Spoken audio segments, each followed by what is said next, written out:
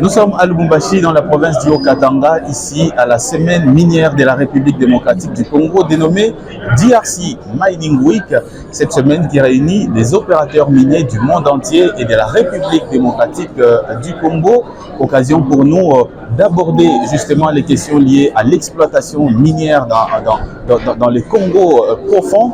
Nous avons le plaisir d'avoir avec nous sur ce plateau circonstanciel au Pullman Grand Caravia de Lubumbashi, quelqu'un qui a investi dans le secteur minier de la RDC, précisément dans le projet de Molulu. Il est l'investisseur majoritaire dans ce projet.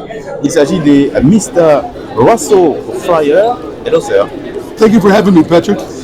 Thank you for agreeing to us this interview. And the first question, can you tell us about yourself? Sure. So I'm actually South African, and my background's engineering, and I've been investing in mines now for over 30 years. And it was time to relook at the African continent as a place to allocate new capital. And so from the base of London and New York, we decided that we wanted to do our first investment in the Democratic Republic of the Congo. And it's been an excellent ride so far. Fantastic people, highly educated, and we've managed to get our mine into production in 6 months after closing the transaction.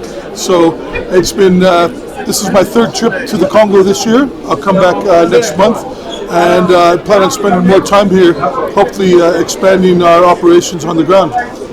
And why Critical Metals are interested to invest in Molulu project here in Congo? So copper and cobalt are on the critical metals list in most countries. And when you think about copper and cobalt, there's only one country in the world that you would invest in, and that's the Democratic Republic of Congo. And we've seen the success of the Ivanhoes of the world, and the success of the Randgold or Barracks of the world. And we're following their footsteps in that they have a recipe for success, what to do on the ground, how to engage with communities, and how to bring up a mine from small scale all the way up to large production. So we are trying to follow their success, and we hope to emulate it. And there are today, the reality is that there are not many British companies in industry mine of the Democratic Republic of Congo. What factors are incite you to invest in DRC? So DRC has the highest grades of copper and cobalt, and I think what's happened is the British markets and the European markets and even the US markets are not as educated about the benefits of the DRC as they are in places like Canada or Australia. And I think that you'll see more and more listed companies such as ourselves allocate capital to invest in the DRC. We are the first company in probably the last 15 years that be listed in London to actually go into production. And I think you'll see several companies follow in our footsteps and become good custodians of the Congolese infrastructure and on the ground assets. Molulu production has started in 2023, January 2023. Yes. And what is today the current production? Yes. So we started production right as the rain season began, the third week of January 2023. We started mining during the rain season. We've got about 6,500 tons of copper ore ready to be sold this month.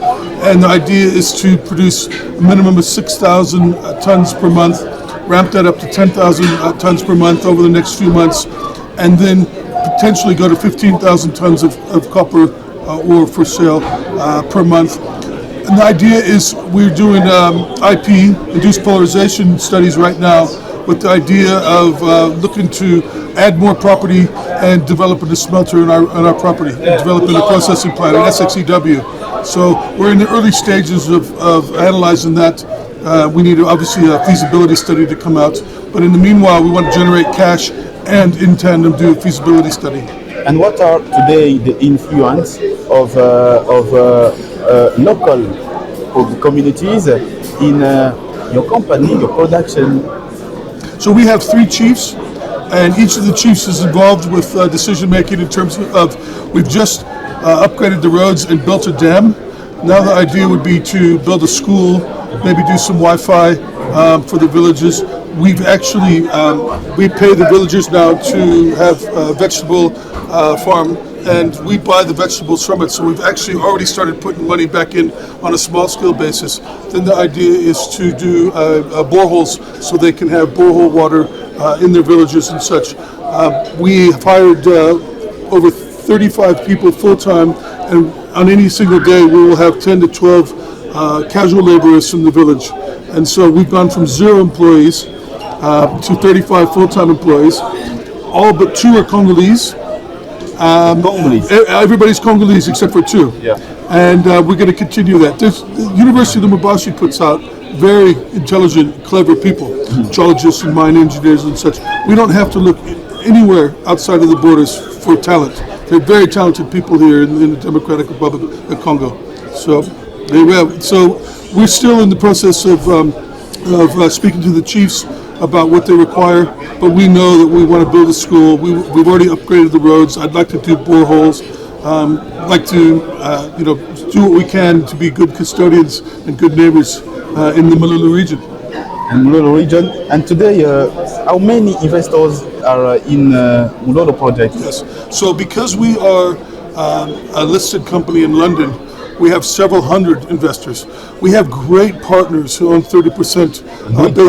We have partners, our DRC partners are fantastic. Yeah. They're based mainly in Kinshasa, and they've been fantastic in helping us navigate the laws and what needs to be done correctly and such. The idea would be to expand Molulu and get other mines and put them in also the production, and also bring those partners along for that ride. But right now we have over 200 to 300 investors, new investors into the Congo. You have already met the government of DRC? So I've met project Molulu. So I've met with some of the government officials in North America, particularly in Toronto. I plan on meeting some of the government officials here. We've been flying under the radar a bit. We're trying to deliver something we can say, hey, this is what we're doing as a new company. Be proud of us and watch us expand. So we're absolutely going to meet with government officials not only this trip, but also in the future trips. And ultimately, we'd like to have a ceremony, a ribbon-cutting ceremony, where we have the British consulate and have the government officials from Katanga and maybe Kami come in from Kinshasa and do an official opening of the mine. And today, what is your investment? Oh no, we've invested probably close to $3-4 million. And what's more important besides the investment is again, in September of 2022, we had no employees. Now we have 35 full-time employees. And we also, have those casual laborers. And then we've created this infrastructure in terms of economics. Again, buying the vegetables and such from the villages, giving them seeds and such. So it's not just the monetary investment; it's investment in the community to help create some financial turnover for them also. Thank you, Mr. Russell Fryers. Thank you, Patrick, for having me. Merci à vous également d'avoir suivi cette émission. C'est terminé. C'est une courte interview, très riche en tout cas. Je vous retrouve très prochainement sur votre télévision. Restez avec nous. Nous sommes toujours ici au DRC Mining Week.